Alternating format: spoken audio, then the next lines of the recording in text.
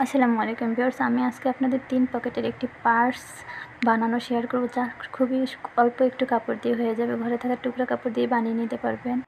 আমার মেন কাপড় লাগবে 10 ইঞ্চি চওড়া এবং লম্বায় লাগবে 13 ইঞ্চি। ইনারের কাপড় লাগবে 2টা, যেহেতু আমার কাপড়টা পাতলা। আর লাগবে পেপার পেস্টিং।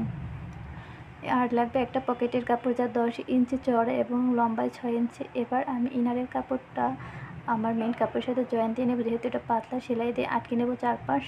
তারপর পেপার পেস্টিংটা এর উপরে রেখে, যাদের আয়রন আছে তারা আয়রন দিয়ে চাপ দিয়ে বসিয়ে নেবেন, এবং যাদের ঘরে আয়রন নাই তারা আমার মতো মেশিনে 4-5টা সেলাই করে আটকে নেবেন।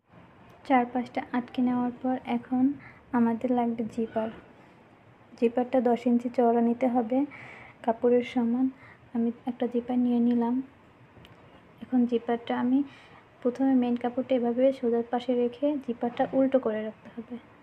ভালো করে দেখে নিন, জিপারটা কিন্তু আমি উল্টো করে রেখেছি। উল্টো করে রাখার পরে যে আরেকটা ইনারের কাপড় ছিল, ওই ইনারের কাপড়টা আমি এভাবে বসিয়ে দিলাম।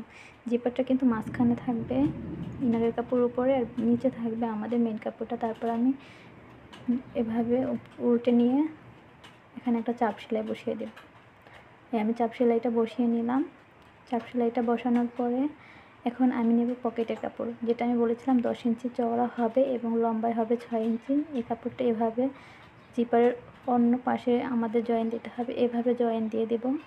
দেখে নিন, ভালো করে দেখে নিলেই বুঝতে পারবেন। জয়েন দেওয়ার পর উল্টে নিয়ে এখন আমি এটা ভাঁজ করে নেব। ভাঁজ করে আমি পিন দিয়ে আটকে নেব। 1/2 ইঞ্চি ভাঁজ করে কাপড়টা বাইরে রাখতে হবে। 1/2 ইঞ্চি ভাঁজ করে আমি কাপড়টা বাইরে রেখে দিলাম। তারপর পিছনের দিকটাও আমি, নিচের যে অংশটা, এটা আমি ভাঁজ করে পিন দিয়ে আটকে নেব।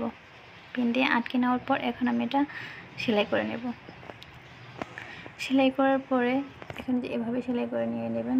এখন আমি আবার পিছনের যে পিন আপ করে নিয়েছিলাম ওখানে সেলাই করে নিলাম। হয়ে গেলে এখন চারপাশের যে বাড়তি কাপড়টা ছিল সেটুকু আমি কেটে সমান করে নিয়ে নিলাম। এবার আমি এভাবে ভাঁজ দেবো। ভাঁজটা খেয়াল করেন, আমি যে পিছনের যে কাপড়টা জয়েন দিয়েছিলাম 6 ইঞ্চি, ওখানের যে ভাঁজটা, ওই ভাঁজ দিয়ে তারপরে পিছনে ইনারের কাপড় যে থাকে, এই কাপড়টা আমি এখান থেকে 2 ইঞ্চি কাপড় আলাদা করে কেটে নেব। কাপড়টা কাটা হয়ে গেলে আমরা একটা জিপার নেব। জিপারটা এভাবে নিয়ে উল্টো সাইড করে জিপারটা উল্টো পাশে দিয়ে উপরে দিয়ে তারপর আমি একটা সেলাই দিয়ে নেব। সেলাই দেওয়ার পরে উপরে একটা চাপ সেলাই দিয়ে নেবেন। চাপ সেলাই দেওয়া হয়ে গেলে এখন আমরা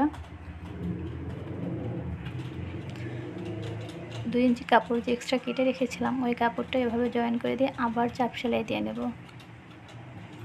এই যে হয়ে গেল। তারপর এভাবে ভাঁজ দিয়ে দেখতেই পাচ্ছেন আমি 4-5টা আটকে নিয়েছি। আটকে নেওয়ার পর এখন কিন্তু আমার কিন্তু ব্যাগটা রেডি হয়ে গেছে। এখন শুধু সাইডের যে কাপড় বেরিয়ে আছে ওটা আমি ঢাকার জন্য 1.5 ইঞ্চি পরিমাণ একটা কাপড় নিয়ে তারপর আমি এভাবে অ্যাটাচ করে দেব। প্রথমে এভাবে ঘুরিয়ে নিয়ে সেলাই করে দেব। তারপরে এটা মুড়িয়ে উল্টো করে সেলাই দিয়ে দেব। তাহলে আমাদের ব্যাগটা রেডি হয়ে যাবে। আশা করি আপনারা বুঝতে পারছেন।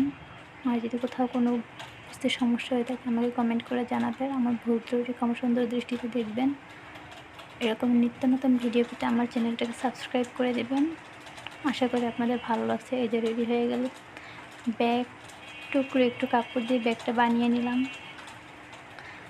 তারপর ভাবলাম যে একটু লেস অ্যাটাচ করে দিই। আমার ঘরে লেস ছিল। লেস অ্যাটাচ করার পর ব্যাগটা আরও সুন্দর। আর আমার ব্যাগের ফাইনাল লুক এটা কেমন হলো জানাবেন প্লিজ।